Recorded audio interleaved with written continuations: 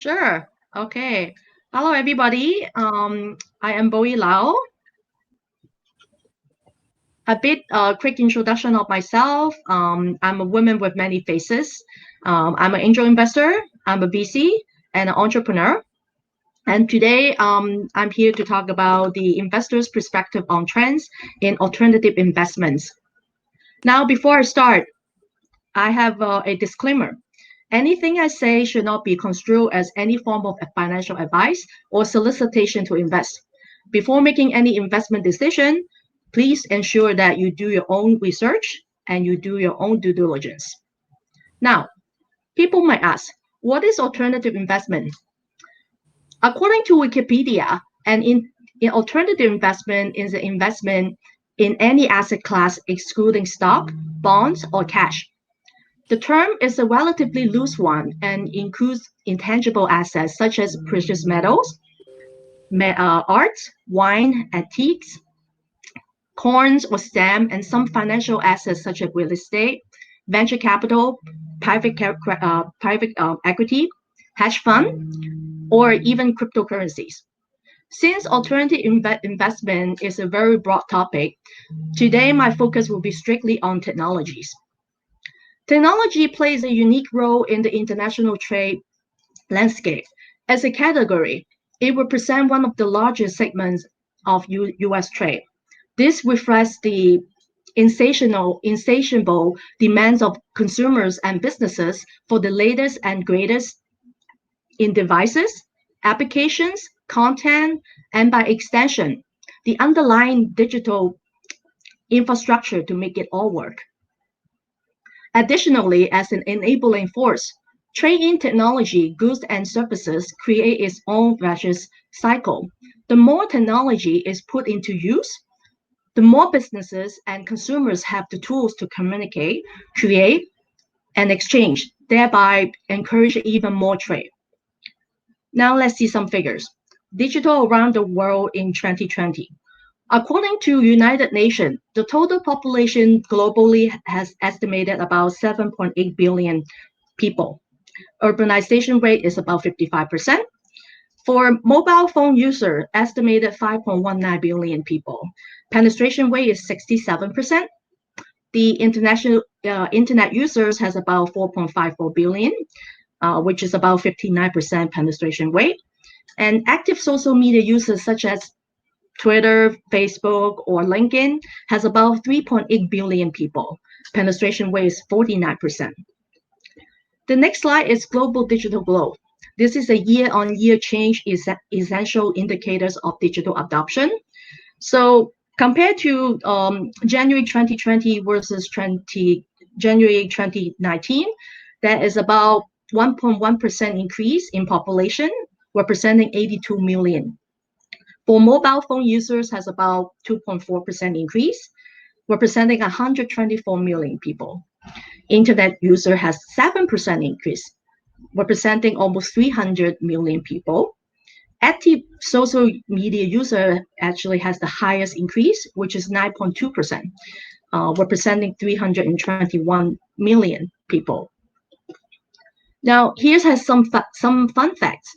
Did you know how much time do you spend on internet? On average, people spend about 6 hours and 43 minutes on internet.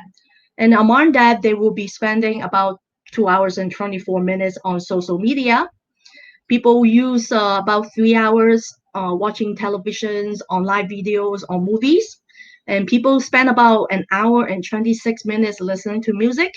And even playing online games spend about an hour and 10 minutes.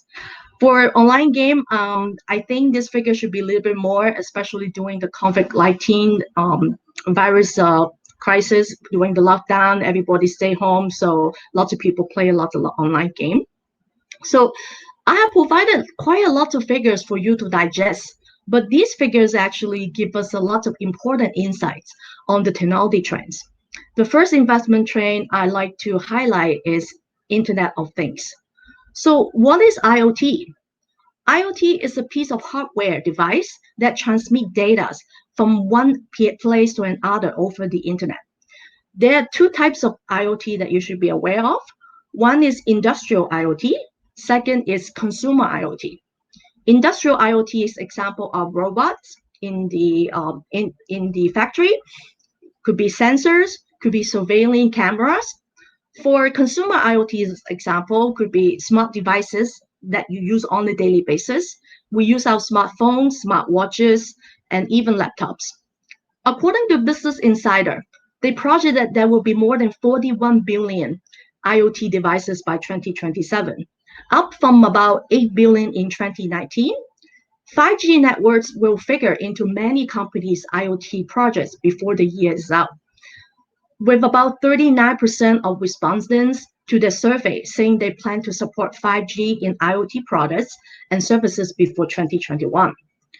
Now, we know that IoT is a mainstream, but IoT also has, come with lots of security concern. Security continues to concern a lot of IoT developers. Number one, IoT data security and privacy issues. Data protection and privacy concerns will present the greatest problems in today's interconnected world. Data is steadily being leveraged, conveyed, collected, and processed by big enterprises handling a broad array of IoT devices, like smart TVs, connected printers, and smart sensors. Second problem will be IoT update risk. Presently, there are about 23 billion IoT link devices across the globe. Those numbers are projected to grow to 30 billion by 2020 and then 60 billion by 2025. This massive wave of modern devices does not come without cost. The most significant difficulty with IoT businesses developing devices is not considering the security risk. There are many issues with IoT products, especially regarding comprehensive updates. Many devices do not receive adequate security updates. Unfortunately, if the device is not sufficiently updated, then the previous safe device becomes vulnerable to hackers and other security problems, malware attacks on IoT. Now, I have talked about a lot of problems associated with IoT. Do we have any solutions? With many security concerns, he's come to my next investment trend, blockchain. Here's what blockchain is all about in one sentence. Blockchain is a distributed, decentralized, and immutable ledger secured by a network of participants where trust is optional. Blockchain can help alleviate the security and scalability concerns associated with the IoT in different ways.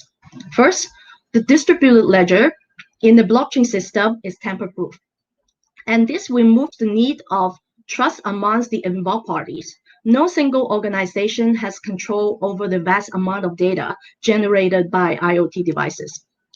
Second, using blockchain to store IoT data would add another layer of security that hackers would need to bypass in order to get access to the network.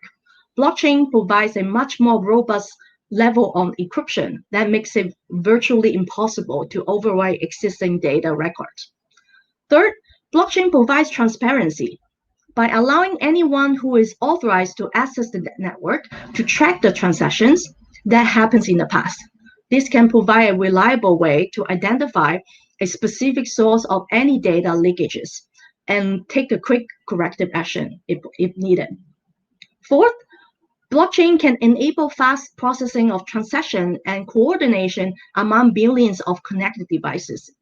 As the number of interconnected devices grow, the distributed ledger technology provides a viable solution to support the processing of the large number of transactions. By providing a way of enable trust among the stakeholders, blockchain can allow IoT companies to reduce the cost by eliminating the processing overheads related to IoT gateways. You see this here, companies like FedEx, Walmart, and MasterCard are heavily investing into blockchain technology. The second key technology I'd like to highlight is cybersecurity. With IoT, you basically can have leverage blockchain and cybersecurity combined together to help you. Cybersecurity can enhance data access protection, avoid data deletion or corruption, and avoid data replacement. And security is one of the toughest things to get right. A hacker only needs to win once, but businesses must get it right every single time. Worldwide spending on information security and risk management system will reach about 133 billion in 2020, increasing to 174 billion in 2022. Approximately 50 billion will be dedicated to protecting the endpoint according to Gartner's latest information security and risk management forecast. Cloud security platform and application sales are predicted to grow from 636 million in 2020 to 1.6 billion in 2023, and this is all in US dollar, attaining 36.8% compound annual growth rate and leading all categories of information and security risk management systems. Application security is forecast to grow from 3.4 billion in 2020 to 4.5 billion in 2023, attending 9.7 compound annual growth rate, 9.7%. Securities services is projected to be 66.9 billion market this year, increasing from 62 billion in 2019. AI, machine learning, and the race to improve security. The majority of information security teams, cybersecurity analysts, are overwhelmed today analyzing security logs, preventing breach attempts, investigating potential fraud incidents, and more. 69% of senior executives believe AI and machine learning are necessary to respond to cyber attacks, according to Capgemini study. We're inventing cybersecurity with artificial intelligence. The following graph compares the percentage of organizations by industry who are relying on AI to improve their cybersecurity. 80% of telecommunication executives believe the organization will not be able to respond to cyber attacks without AI, with the average being 69% of all enterprises across 7 industries. Now, if blockchain can solve all the IoT security problems, there will be a massive of data generated from all the IoT devices. People might have a saying, data is the new oil of the digital economy. When it comes to data, there are 2 types of data we need to be aware of: structured data and unstructured data. Structured data refers to any data reside in a fixed field within a record or file. That includes data contained in relational databases and spreadsheets. Examples are sales record, customers' information such as age, gender, etc. Unstructured data is the information that either does not have a predefined data or is not organized in a predefined manner. Unstructured information is typically text-heavy, but may contain data such as dates, numbers, and facts as well. To me, the unstructured data is far more valuable. Why? Here's why. 1, unstructured data provides a comprehensive data story. Unstructured data include text file, email content, social media data, website information, mobile data, communication, media, information from business application, and so much more. 80% of the stored information is actually unstructured data, but it's also important to know that it's growing at the rate of 55 to 65% a year. Unstructured data might not be well organized or easy to access, but they provide the key to getting a comprehensive answer to your most pressing business questions. This can include anything from who your customers are, what customer preferences are, what goals and successes your competitors are experiencing, attitudes of top industry participants, and so much more. Without this data, it's difficult to ask the right business questions and nearly impossible to find the right answers. Second, unstructured data helps you improve customer experience. Structured data might give you information about customers' age, birthday, gender, total sales, etc. But you need unstructured data to learn what customers are saying on social media, how customers are responding to your email marketing campaigns, and what the overall opinions are for your customers. In other words, how much easier would it be to understand what your customers want than by hearing it straight from the source rather than trying to make sense of raw numbers on a sales report? Unstructured data offer the key to helping you really getting to know about your customers. You can come to understand things like what trends they value on social media, what opinions they have, and ultimately what they want from your brand.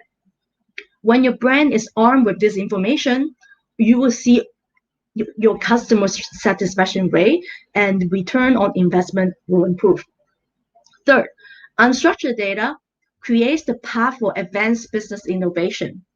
Another benefit company experience by capturing and analyzing unstructured data is the ability to see the gaps in the industry. When the industry understands what customers want and how current products, services, or technology are not delivering, it's easier to innovate with new features that meet those customer and industry needs. Unstructured data provides valuable insights that leads the way for your businesses to fill gaps and provide businesses that meet new customers' needs.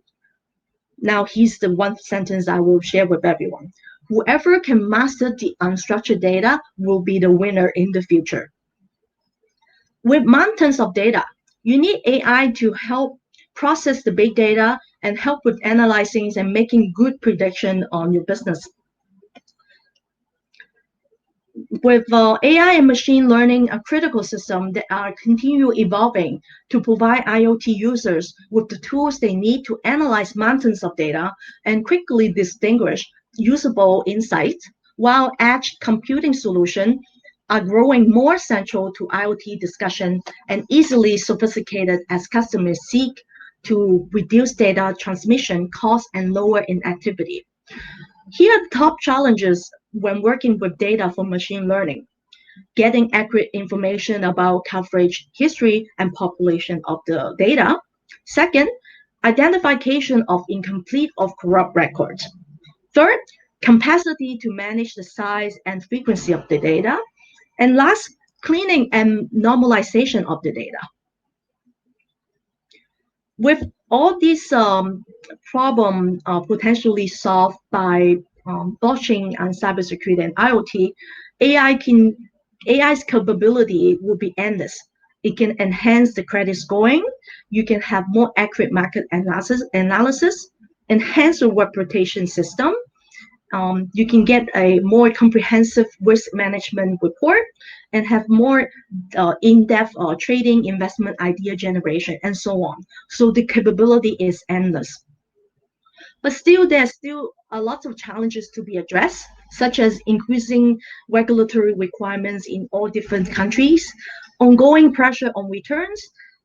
As a VC or a private equity, all the investor will continue to expect a lot of higher return on the investment. So the pressure is ongoing. The cost of maintaining complex and legacy technology platform is high. The emergence of new technology and our offering, that would be another challenge. And nowadays, all the client expectations are getting higher and higher. People are no longer be satisfied with a very simple application. We continue to want more, and we want it for free. So, and last challenge is the talents. So getting AI expert and data analysis and analysts still continue to be a challenge to recruit in the world. Now, my next investment trend will be online collaborative tools and video conferencing. Before the COVID outbreak, Zoom's revenue, the growth rate was already crazy. During its fiscal year in 2020, ending on January 31st, the revenue jumped from 622.7 million, up 88% year over year. Those spectacular results triggered the interest of investors too. The company's stock price increased to 170 USD, up about roughly 470% compared to its IPO. The IPO price, for information, it was only $36 per share, only it was last April 2019. Next one is the working from home, remote working. Last week, Facebook CEO Mark Zuckerberg predicted that 50% of their company could be working remotely in the next 5 to 10 years. Facebook's huge shift to remote work will likely reshape global office culture and transform the San Francisco Bay Area as other tech are encouraged to follow its needs. Project-based platforms such as Upwork, Guru, Freelancer.com will be mostly benefit from this change. Another thing I would like to talk about is gaming and entertainment.